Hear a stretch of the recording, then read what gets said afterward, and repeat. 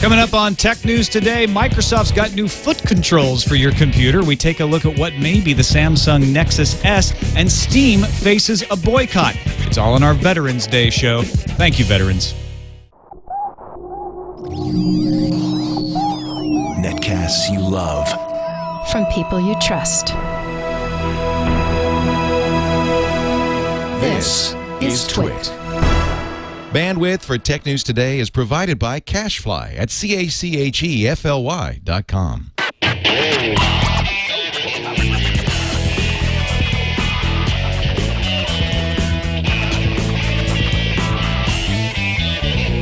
This is Tech News Today for Thursday, November 11th, 2010. Tech News Today is brought to you by Ford Voice-Activated Sync, featuring true hands-free calling, turn-by-turn directions, 911 assist, and more, available exclusively on Ford, Lincoln, and Mercury vehicles. For more details, visit syncmyridepodcast.com. And by the AARP Auto Insurance Program from The Hartford. Discover great rates, benefits, and service specifically designed for AARP members at aarp.thehartford.com/podcast. Welcome to Tech News Today. I'm Tom Merritt.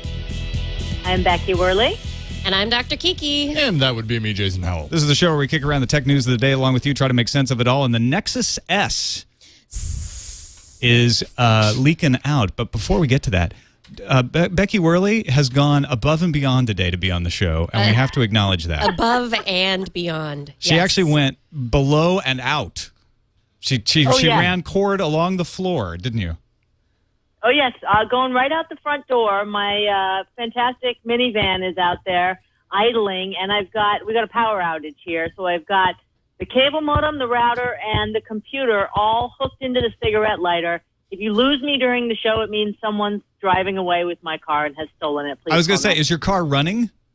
Uh-huh. Okay. So it's idling out in the driveway. If she runs out of gas, the show's over. If you run out of, or if someone takes the car, she said. Make it interesting, gang. Come on.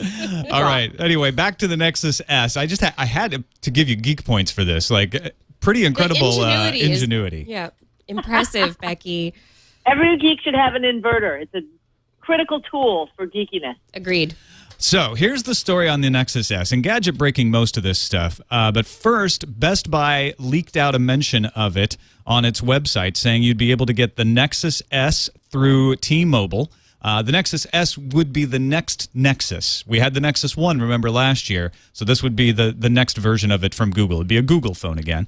Then it was leaked out by SlashGear that some folks at Best Buy, or some people who were in a Best Buy, got a look at the table end cap plan that included plans for a Nexus S display on or very close to November 14th. So that's just 3 days from now. We also had somebody did a little research on Flickr, found that some phone metadata that's showing up as Nexus S in the photo metadata was showing up as the Samsung GT i9020. So if you do a little FCC filing search, you find that it's got Wi-Fi Alliance certification, 802.11bg, and a 5-megapixel camera, AWS 3G, and it looks like it's pretty closely tied to the Galaxy S, which explains why it's called the Nexus S. So that leads us with Engadget saying, we have pictures. This is the Nexus S, your gingerbread running Google phone from Samsung. So like a sieve, the Nexus S is leaking out. And suddenly. Yeah. All at once. Well, understandably, the specs are pretty impressive if they are as rumored. I mean, some of the things that we've heard is that it's got the 4-inch Super AMOLED, just like the Galaxy phones, a 1 gigahertz Samsung Hummingbird processor, front-facing camera for video conferencing, which so far has only been available in, I think, the Epic 4G in terms of the Galaxy line. So I think that people are excited about this. You know, obviously it's a Nexus follow-up, but the specs are pretty impressive if they come out like that. And the question is, would Google do the same thing with this Nexus that they did with their last one and make it available directly from them and so-called choose your carrier, which ended up really just being T-Mobile in the end? Will they do the same thing? Will they have a big announcement? Or will this just slip out and be a reference design and you'll be able to buy it at Best Buy kind of quietly? Because they're not making a big deal about any kind of announcements coming up anytime soon. Right. Or is this all just rumor?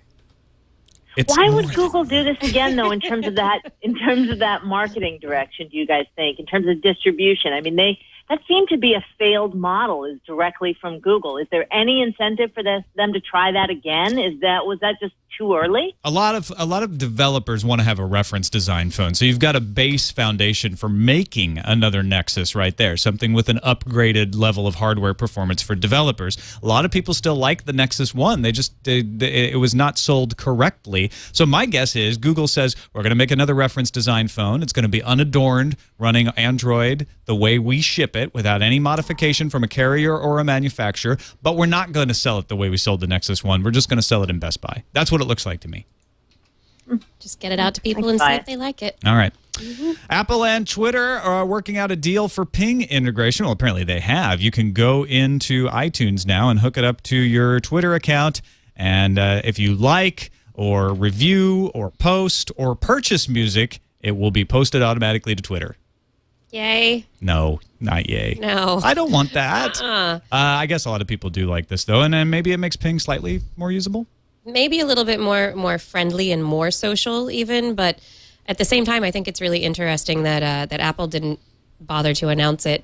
I mean, Twitter did, but it's Apple Twitter. didn't. Yeah, Apple's like, meh, okay, but Twitter's like, we'll tell everybody. I think it's really weird that Apple didn't announce this. It was only done through Twitter's blog, and it makes me wonder if Apple's having second thoughts about Ping, if they've just changed their mind on the social elements of this, or the integration just doesn't feel right to them. Something's weird here. It's Apple gets embarrassed by their children when they don't perform well. You never heard them mention the hi-fi anymore. They sort of insult the Apple TV at the dinner table by calling it a hobby whenever it's over for a holiday visiting Steve Jobs. So, this is not a surprise to me. They're like, Ping has just not lived up to our expectations. Why couldn't you be more like your older brother iTunes?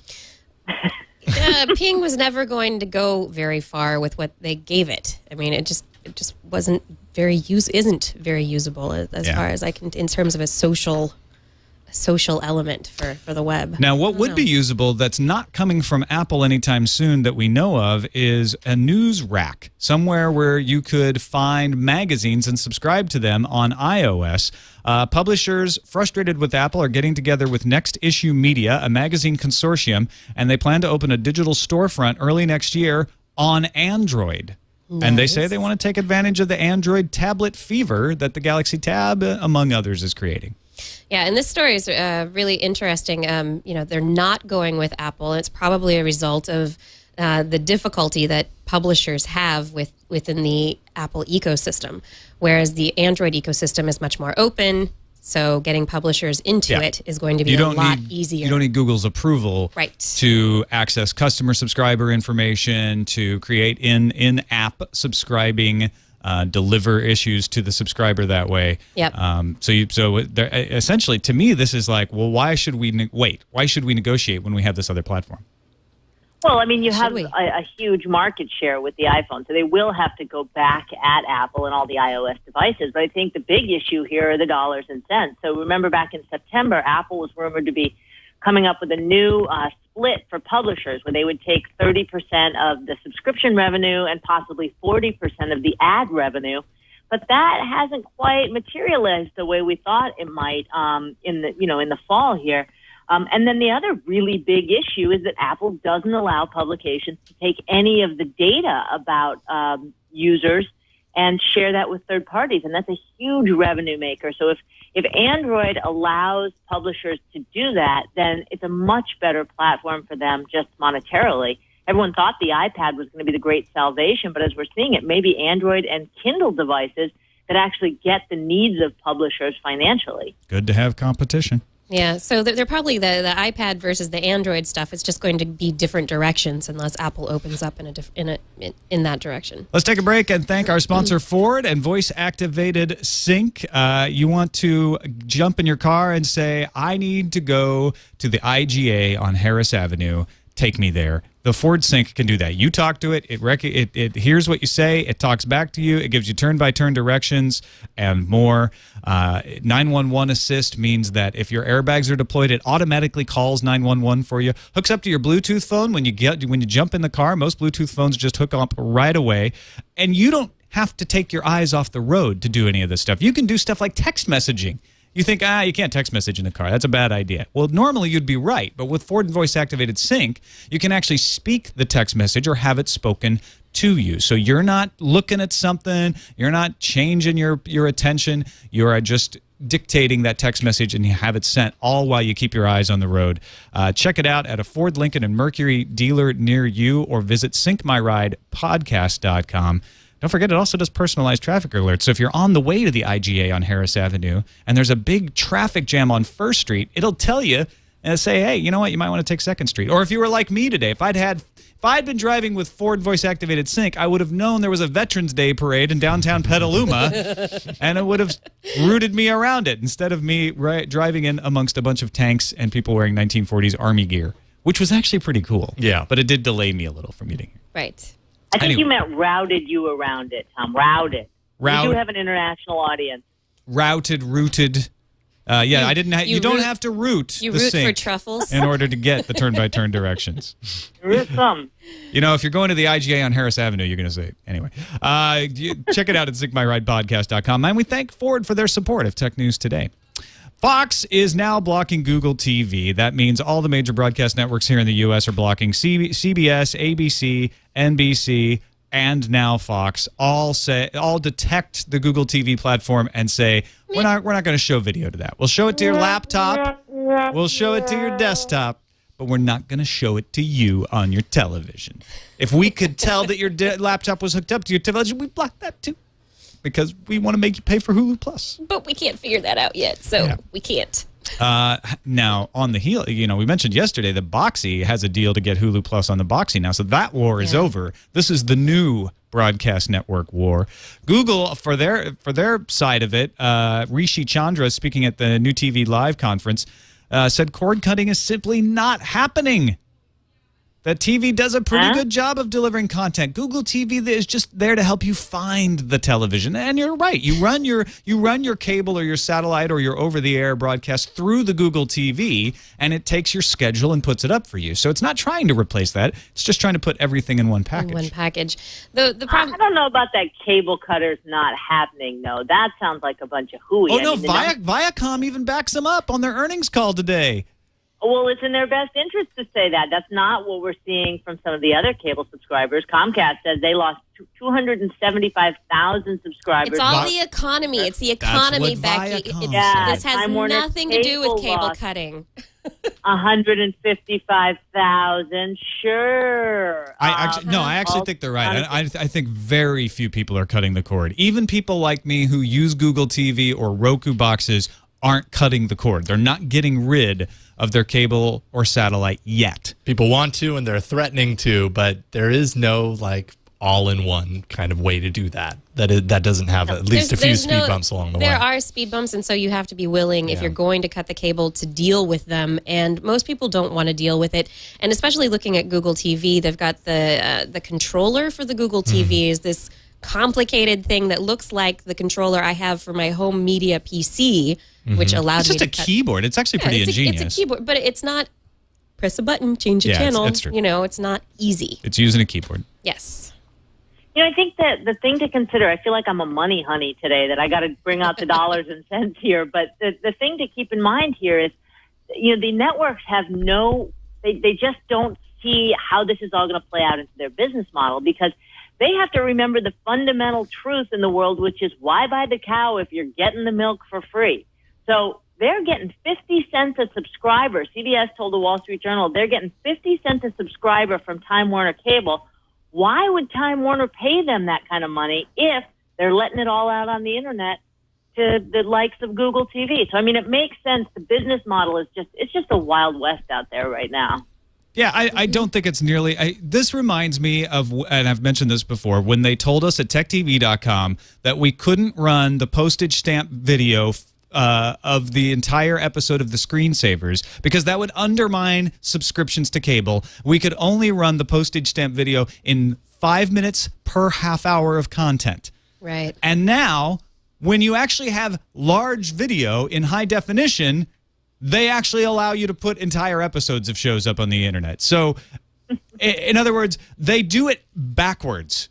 They fear things before they're actually a threat, And then when they actually become valuable, realize, oh, we gotta get close to that, but we're still gonna fear it. We're gonna do it wrong instead of hurrying things up. Innovation is slowed by this fear.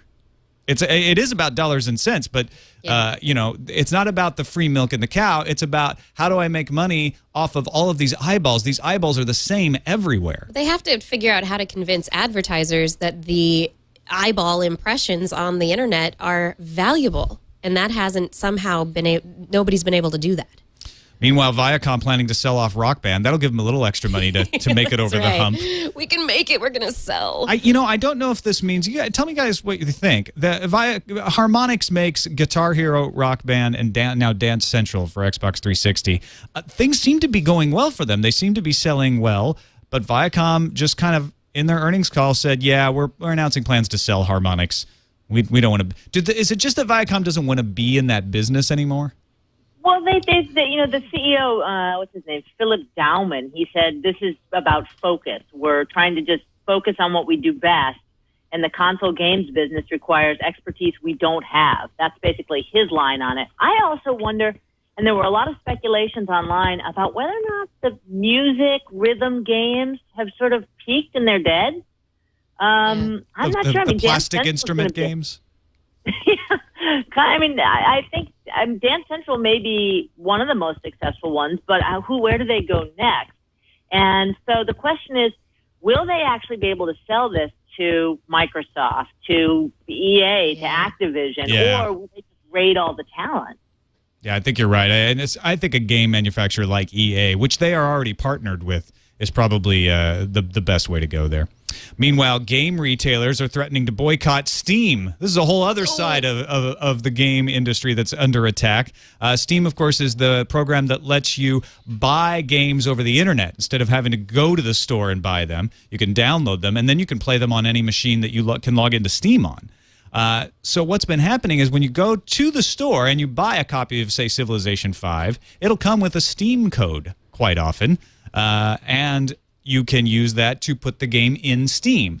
The retailers object to this because they say what that does is teaches people to use Steam from then on. So they may buy that one game in the box, but then never go back to the store. But from then on, they buy all their games through Steam. And so 2 retailers in the UK are threatening to ban Steam-enabled PC games from their stores. This just seems like another arm of the fears of the internet. You know, record stores going down because of online music sales, video stores because of online rentals, now video games. I mean, is it just part of the evolution? Yeah, I think they have a real fear here, but refusing to sell Steam games is just going to hasten their death. Totally. It's like, okay, then I just won't go there. Totally right. Yeah, I mean, it presumes that the only way people are finding new video games is by browsing the shelves. Huh? Yeah. I mean, I bought Civilization 5 myself over Amazon because I wanted to have the box because I love that game. I could have just downloaded it from Steam, and I knew that. So if the retailer says, oh, yeah, if you buy games from us, it's not going to come with a Steam code, then you're not going to buy from them anymore because you're like, oh, well, screw it. I'll buy it on Amazon then, and then I'll be able to get the Steam code. And then I'll be able to put it on all of my machines, and I won't have to buy multiple copies, and everything will be great. Yeah. Yeah. Real quickly, developers have discovered a hack if you want to enable AirPrint on Mac OS X 10.6.5, which came out yesterday. You can. AirPrint will allow you, when the new iOS comes, which is supposed to come tomorrow, it will allow you to print from an iPhone, iPad, iPod Touch over the network, over your local network, to a shared printer on your desktop or laptop. Right now, AirPrint only allows you to print with AirPrint-enabled printers, like the ones from HP that can print by email. Some developers were surprised that this was no longer enabled in 10.6.5, so they went back and found the files in the previous betas of 10.6.5 and figured out a way to put them on 10.6.5 so they can re-enable AirPrint.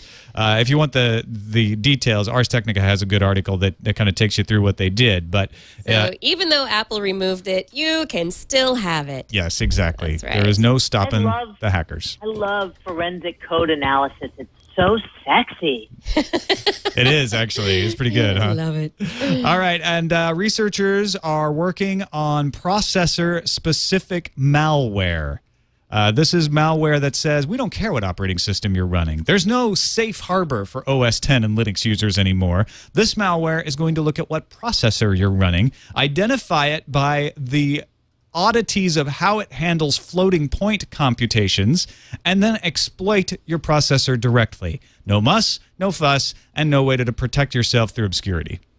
I just look at this. You got to... Yeah. Go ahead, Kiki. I was just going to say, I just look at this and I just think, well, researchers are working on this and they're going to put the information out there for everyone to see, and then the hackers will have it, and everyone will be working off the same information. I don't know about that, Tom. I do. I think this is I'm much more peace of mind knowing that the good guys are figuring this out, because if you would like to fool yourself into thinking that the bad guys aren't already working on this, that may make you sleep better at night, but they are figuring this out. So let's not pretend like only if the good guys hadn't done this, then no one would ever know. No, the bad guys are going to figure this out if they already haven't. And these guys, you need to get your violin out, Tom, and say, "Oh, poor bad guys. They've had it so rough lately. It used to be 9 out of 10 computers were running Windows and they had Office, but it's been a long time since you could see that ubiquity." So you're totally right that. Yep. There's a ton of innovation going on out there because, bad guys are losing money and they don't like losing money. So they'll innovate way faster than the good guys. Definitely, I'm with you on that. You don't trust them because they're French. I never said that. We didn't anyone say the name of the place? I mean, it's like I've written down here. Did you say it? École supérieure d'informatique. École supérieure d'informatique. There you go. Électronique, automatique. ESIEA in Paris. Yeah. There's the research. Anthony Desnos. It's probably Deno.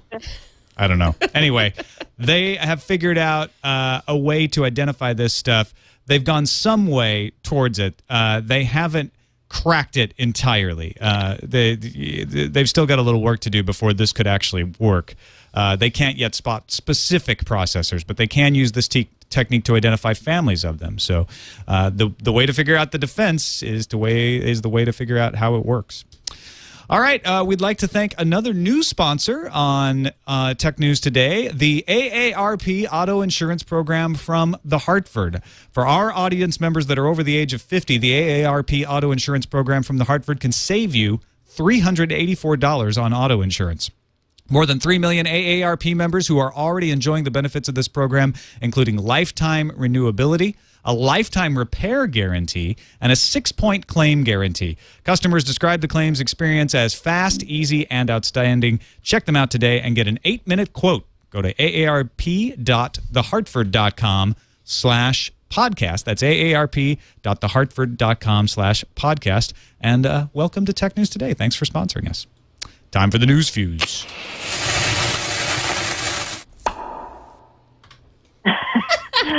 Tech News Today listeners, you and I have been deceived. It was widely reported, including right here on this show, that Apple purchased wireless headphone maker Y-Gear. But the company's CEO went on the record and said, no, actually, Apple did not purchase them.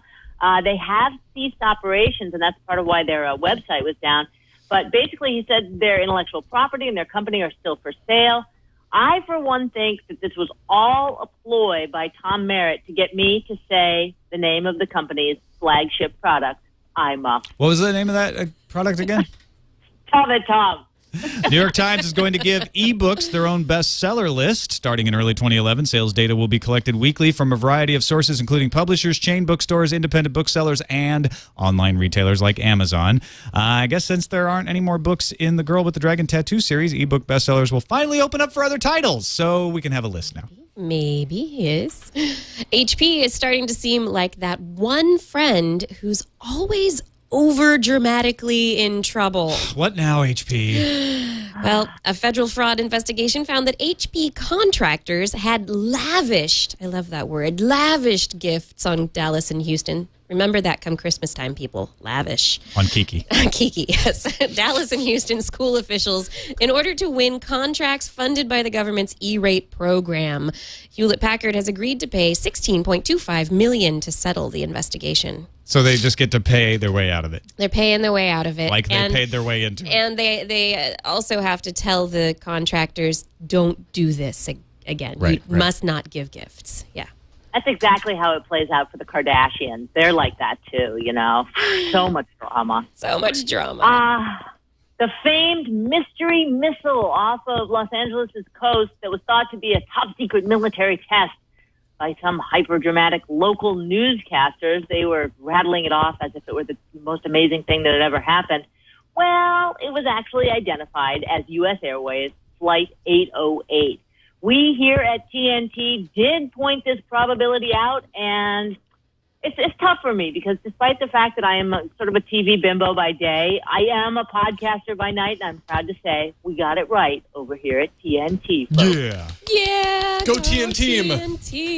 Now we're going to get something else wrong, and everybody's going to clean it. Activision Blizzard said Call of Duty Black Ops, the latest version of the best-selling video games, posted $360 million in sales in North America and the UK in 24 hours. That's a record for any entertainment property. Demand for Black Ops surpassed the previous record, which was a mere $310 million of first-day sales, set by, you remember it, Call of Duty Modern Warfare 2, also made by California-based Activision. General Electric plans to purchase 25,000 electric vehicles by 2015, giving the budding EV, that's electric vehicle business, a significant boost. Initially, GE will purchase 12,000 vehicles from General Motors, starting with the Chevrolet Volt, which has just become available to early buyers this month. The company said it will be the biggest single fleet purchase of electric vehicles so far, and will hopefully push that market forward. And full disclosure, Kiki and I host Green Tech Today, which is sponsored by GE. They've really got an initiative here, so full disclosure on that, and check out this week's episode of Green Tech Today. When your app gets rejected by the iTunes App Store, you're pretty bummed. But when Steve Jobs calls you to explain why, you're pretty stoked. Jobs personally called developer Ram did I get his name right? Ram Emanuel. Oh, no. Not Ram Emanuel. Ram Aramajan, after he had his app, Economy for iPad, rejected by Apple. So here's what it sounds like happened. The Ramajan came across a bug in the Apple SDK that caused this weird zombie keyboard to pop up into his app, and he couldn't get it to go away. So he wrote his own API to get around it. But Apple forbids third-party APIs, hence the rejection. But after Jobs called explaining all this, Ramajan was struck by a bolt of Jobs-inspired inspiration, and he found a workaround. App accepted. All right, I have a question for Dr. Kiki and Becky Worley. Are you or have you ever been someone with babies? Not yet. Technical. Multiply blessed. How about twins? Yeah. That would be Becky. And yet, Becky still needs to use her computer almost every waking hour. Short of grafting on new arms, what is she to do? Microsoft has the answer. Foot computing. Users of the foot-based interface for interacting with the computer will be able to move their feet and step on the floor to do things like delete email or scroll down the screen. Microsoft will save you, Becky. Okay, phew, I'm practicing already. That's a good, I think I've got a toe cramp. That looks like a good workout. Yeah, be careful when you do that. Speaking to attendees of BMO Capital Markets Digital Entertainment Conference in New York, Dennis Durkin, Corporate Vice President and Chief Operating and Financial Officer of Microsoft's Interactive Entertainment business, said that 40% of Xbox Live members in the U.S. are spending their time on the console on non-gaming activities. This includes things like watching streaming movies on Netflix, listening to music content on the Zune and Last.fm apps, and eyeballing friends on Twitter and Facebook. So I am eyeballing you. Xbox Live is really live. All right, I'm just gonna call an audible here, and we're gonna skip the robot actor that made the stage debut in Japan because not a robot. Not a robot. Yeah. So if you hear about the robot actor making its stage debut in Japan, just go, not a robot. Not a robot. Animatronic. Bear Jamboree. Yep, Saw it at totally. Disney World. On to the calendar. Doop, doop. Facebook. You know that noise? I think that's the email. That's our calendar noise. Oh, that's our new calendar noise? Yeah. I guess it doesn't have to be. Becky. I was stunned Jason by it. worked I thought all it was morning like on the new that. You've Got Mail, which led right into my next story, which says Facebook holding another event next Monday in San Francisco. And is it related to your inbox? I thought Jason Howell was just doing some stupendous sound effects producing. He was. Because it's possible that Facebook could be integrating Microsoft Outlook components into the Facebook messaging? Yeah, Facebook's Project Titan has been rumored for a long time to be an online web mail client built into Facebook. And now Mary Jo Foley over at ZDNet says it's not only going to be that, it's going to be integrated into Office Live. So you'll actually get email in Facebook as well as the ability to read and edit docs and spreadsheets. Facebook is taking over. Beware, Google. It's also Galaxy Taborama right now. Yeah, let's do some Taborama here. So it's hitting AT&T on November 21st for $649. That's sort of the premium we anticipate. Verizon today. It's available for pre-order to Sprint Premier customers. And I thought we really should go back and just revisit one thing because we gave a lot of weight and airtime to Gizmodo's review of the Tab yesterday, and they absolutely harshed on it. I mean, they just panned it. So I went back, Walt Mossberg in the Wall Street Journal and David Pogue in the New York Times published their reviews today, and they both really liked it. Mossberg said it's a serious alternative to the iPad. It will be preferred by some folks. He calls out the fact that it has a camera, two, in fact, web videos, and multitasking. And Pogue likes it. He says it feels like an extra spacious Android phone. And then he does say, and it's so small you can carry it in your blazer pocket. Which are like, yeah, Leo was pointing out that he likes to carry it to accentuate, his chest area. That's right. It's like a little breastplate. Cannons, yeah. Yeah, his man blessings. And So the short point here is, before I let you get too far away from here, is that Mossberg and Pogue, two known Apple lovers, love the Galaxy Tab. So all that stuff Gizmodo said yesterday, take with a grain of salt. Or is it because known for loving the Apple that they had to like this if they wanted to keep any shred of journalistic integrity? Or is this a generational thing? Young punk-ass blogger loves it, but old guys who put it in their man blessings, they love it. They think, oh, yeah, that size isn't a problem. You just don't care anymore at a certain point. You're like, you know what? So what? I got a pocket there. I'm going to use it. And I don't think the old guys refer to it as man blessings, by the way. Really old guys do. Really old guys, yeah. They're probably not carrying around the Tab. I'm going to move on before I said. Let's do that. Which is not hard. Walmart says, hey, you know what? We're already super cheap, so let's just throw in free shipping to just really mess with all of our competitors. Through December 20th, they're going to have free shipping, I think, on most of the things on their website. I'll have to check and see what the span of it is. But basically, there's no price limit. Anything you buy, free shipping through December 20th. Wow. Finally, Sprint and Clearwire set to launch WiMAX in Los Angeles by December 1st. And I think this is good news. We all kind of know it's not exactly or actually 4G, but it's as close as we're going to get. And I think people in those areas are psyched to get some speed bumps. On to the voicemail, 260-TNT show. Josh called in and let us know that he was brave enough to try the SD card in his new Windows phone. Here's how it went. Hey, guys. This is Josh from the D.C. area. Just wanted to talk 2 things about Windows Phone 7 and specifically the Focus. I've put an 8 gig SD card in my Focus, and it works wonderfully. Class 6, and the smaller it is, seems to be the better it runs. Also, to address the sales thing, remember, this is 1.0. This is early adopters. These are all the people who want it. Everyone who will want it later can come along then and get the better updated and the better working devices. All right, thanks, guys. Great show. Everybody's still saying don't do this at your own peril, but if you're risky, you like to live on the edge like Josh does, it can be done. But be careful. You may ruin your phone doing it. Email to tnt@twit.tv. First one comes from Connor in London, although he's currently in Dublin, he would like to point out, because he didn't want to get well-actually'd by people who know where he is. Dear TNT gang, you may recall the case of Paul Chambers, who was arrested and convicted in January this year for making a Twitter posting threatening to blow up Robin Hood Airport. His original post read, "Crap, Robin Hood Airport is closed. You've got a week and a bit to get your shit together. Otherwise, I'm blowing the airport sky high. And today he lost his appeal against that conviction. During the appeal, his defense raised the issue that the guilty verdict at his original trial was akin to prosecuting the British poet Sir John Betjeman for the line, "Come friendly bombs and fall on slough," in his 1937 poem Slough. Or is it slow? And maybe slow. The poem caused an uproar when first published, but Betjeman, who was protesting the building of factories in the English town, was never arrested or charged with inciting attacks. The judge found that the Twitter post contained menace, and Chambers must have known that it might be taken seriously. Justice may be blind, says Connor from London, but it clearly has no sense of humor. Oof.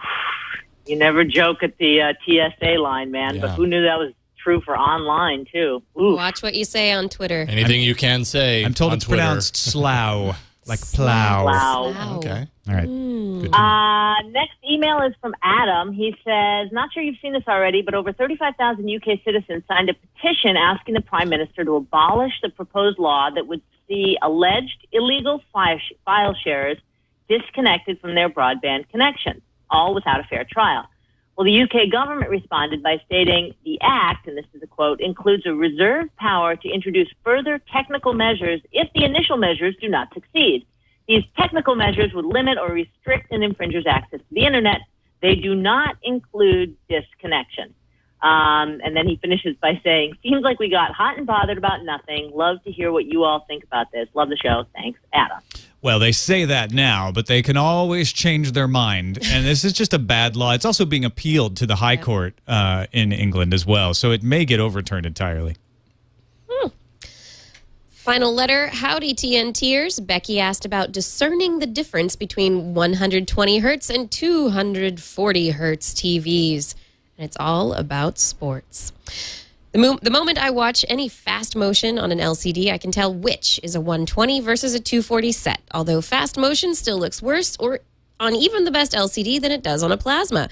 I'm sticking with my Pioneer Kuro until it quits or until I can buy a 50-inch OLED TV without a second mortgage and a background check. Pax, Reggie. I like that he signed it PAX. Yeah. So there you go, Becky. Does that answer your question? You just got to look at it. I'm in the market because I have a big plasma that I've had for, I don't know if I've told you this story before, but I went in to buy a CD at the Good Guys back when the Good Guys were around at the electronics store down the street. I came out with a 50-inch plasma. So it was sort of an impulse purchase, but that was a long time ago. And in my new joint here, the glare is terrible for the plasma. Yeah. But you don't get so much of the glare when all the power's out, though. Yeah, that's true. That is true. Yeah. But so I'm definitely concerned because sports are a big deal, and I know that when it comes to HD, sports are where it's at. So I will definitely be taking a look at that. But I'm still kind of I'll see on this refresh rate issue. All right, that about does it for us. Becky, if you would be so kind to give us the tour again for the video viewers as I give the final stuff, I think it'd be a good credit roll for us. You can find us on the web at twit.tv/TNT. You can email us, tnt@twit.tv. And, of course, you can give us a call. Our phone number is 260-TNT-SHOW. Risking life, limb, and the battery in her car. Becky Worley along with Dr. Kiki. It's Barrett. We'll see you next time. See you next week.